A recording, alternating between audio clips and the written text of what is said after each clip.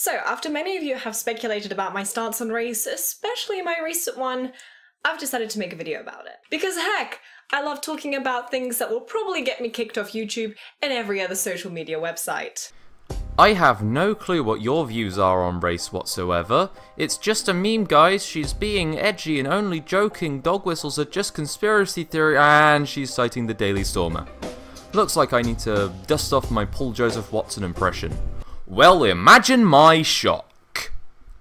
I only saw racism as a thing that white people did to black people. Despite the fact that I as a kid was racially profiled for being German, for example I got called a Nazi on the playground, etc., I never actually assumed that that was a case of racism. I just thought, heck, that's just people being assholes, right? Which leads me to think, despite having known what racism was, I still wasn't able to put A and B together. Which then gives me another question to whether or not the term racism actually properly exists. You would think after hearing about racism, then experiencing ethnic profiling and then experiencing another racial double standard would make you more conducive to the idea that racism exists rather than questioning its existence now.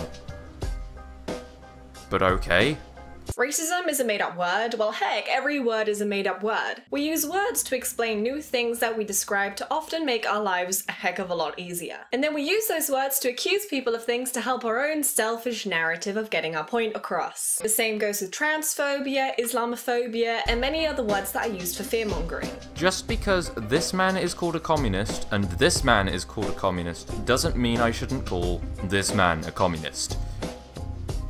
This is right-wing political correctness right here. Stop using those words to describe phenomena because it scares me and other people misuse it, and let me guess, you're going to explain how language has power now. And words like these all lie under the same hood. They are used to force people to ignore why we might feel uneasy about people that look or are a little bit different. Quite the opposite. It's used to identify that exact thing happening, not ignore it. And notice how these words were mostly created by minorities or people who felt oppressed. These words gave people power that would inevitably cause other people a retraction of rights. Such as Jew? For example, when we speak of racism, the overuse of the word has allowed affirmative action to be implemented in our society. People complaining about the isms you mentioned gave people rights. Civil Rights Act, 14th Amendment, same-sex marriage. In the UK, we used to castrate gay people. Alan Turing was a victim of this, and it only stopped because people complained. How dare they have a term for the mindset that caused it? Or when we use the word sexism, the use of that word has allowed women to gain more custody rights. No. Your entry-level anti-feminism offends me. The term sexism was estimated to have been coined in 1965. However, custody battles go all the way back to the Tender Years Doctrine, which started with the Custody of Infants Act 1839. The problems with custody bias go back over a century before the term sexism, so I don't think that's the problem. Maybe it's people with this attitude. Women make better caregivers than men do. It's a fact. Don't pretend to be against custody bias when you are promoting the exact myth that caused it in the first place. But let's move on to something else, since racist Daria is boring me with her semantics now. My point is, why do we need to use the word racism to describe the development of African or some Middle Eastern countries? Let's look at the continent of Africa, for example. What we're told as we little youngsters is that the white man has caused every single issue that exists in Africa. I don't know what school you went to, but I was definitely not taught that the slave trade was only white people. So either white people are evil was part of the national curriculum change after I started doing my GCSEs, or you weren't paying much attention in history class. Given your political views, I'm going to guess the latter. Let us delve into the crime rate of America. This is evidence from official police reports that blacks are more likely to commit crimes than whites. And why is this? Is it the unfair justice system? You guys like to say that, but it's not. Oh wow, what an excellent rebuttal with all of those facts and evidence you showed. I guess that must be your response when presented with other potential factors like poverty. You guys like to say that, but it's not. Fatherlessness. You guys like to say that, but it's not. The result of centuries of discrimination that cause black families to be disproportionately involved in crime, and it's really hard to get out of that cycle if you're born into it and have insufficient support to help you out. You guys like to say that, but it's not. Oh no, why don't these skeptics like me? In the book of IQ and the Wealth of Nations, it talks about the IQ of the average sub-Saharan African being at 80. The IQ of an African American is normally at 85. White populations in Australia, Canada, New Zealand, Europe, South Africa, and the United States score really close to one another, being at around 100. Your citations are a blog post that cites nothing itself except something about early humans and the Daily Stormer, whose only citations are books behind paywalls. Not even a summary of where these books get their information from. It's interesting how neither of these actually cite real studies. It's almost like the differences in IQ are just random factoids from the book of a racist crank who's a joke in the field of psychology now. Please, cite some actual sources. Assuming this has anything to do with inherent biological differences like you will is extremely dishonest. It doesn't take into account a multitude of other potential factors that likely come into play, just like with crime.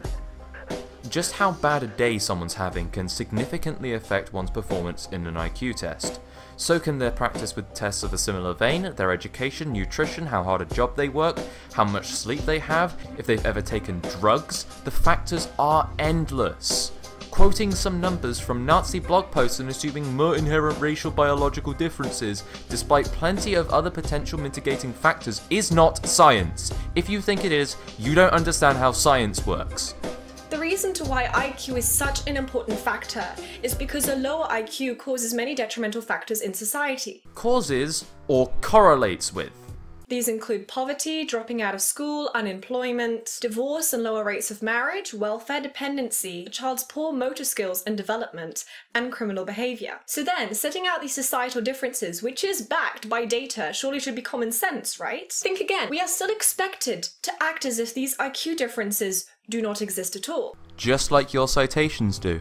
Thus assuming that the societal problems occurring are not a genetic factor, but are blamed on white people as per usual. And if we highlight these slight differences, we are called racist and asshole.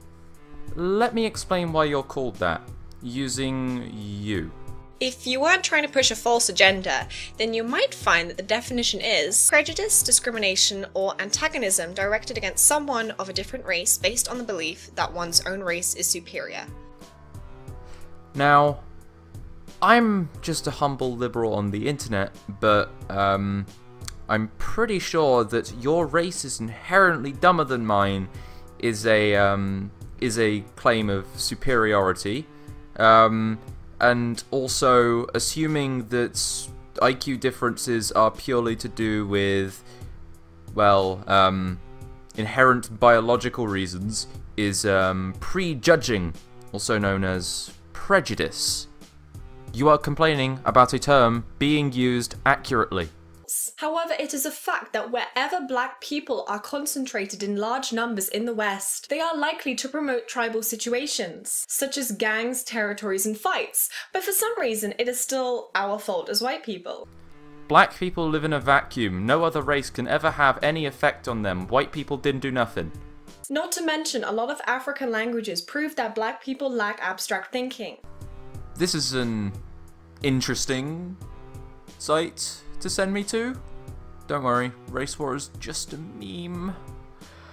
But what's actually amusing is her source admits to not being reliable. What follow are not scientific findings. There could be alternative explanations for what I have observed. But the best part is when they give a significantly better explanation than "her blacks are dumb, her." But gradually, it dawned on me that since their language is entirely oral, it exists only in the minds of Kikuyu speakers. Since there is a limit to what the human brain can retain, the overall size of the language remains more or less constant. A written language, on the other hand, existing as it does partly in the millions of pages of the written word, grows far beyond the capacity of anyone to know it in its entirety. But, if the size of a language is limited, it follows that the number of concepts it contains will also be limited, and hence both language and thinking will be impoverished. Your source debunks your own source. Anyway, that's enough from me. I'm going to be going back to what I can do best, and that is being literally Hitler. As a closing statement, racist Daria, I'm just going to point out the "isn't it funny people call me a Nazi" joke isn't really that effective right after you cited the #1 hub for neo-Nazis and a blog promoting race war as proof that black people are inferior. Patreon is my only source of income at the moment, and your massive generosity helps me fund this channel so I can spend more time working on videos as opposed to searching for other sources of employment. So, as always, a massive thank you to Joe Snyder, Christopher Komori, Dazafrak, Paul Twatson, AH, Jordan at the Screen, Armando Turan Bramont, Jezin, Frederick Gent, Adam Wallin, Joseph Schmidt, Chloe Adams, Zexizzy, Kitchengar, Angry Bastards, Pragmatic Progressive, Citation Needed, Gwen Mozu, Horikawa Otane, Robert Law, Feral Kamichi, Violent Vegan, Thomas Hernandez, Paulos de Gegan, The Woolly Bumblebee, and B. Well, imagine my shock.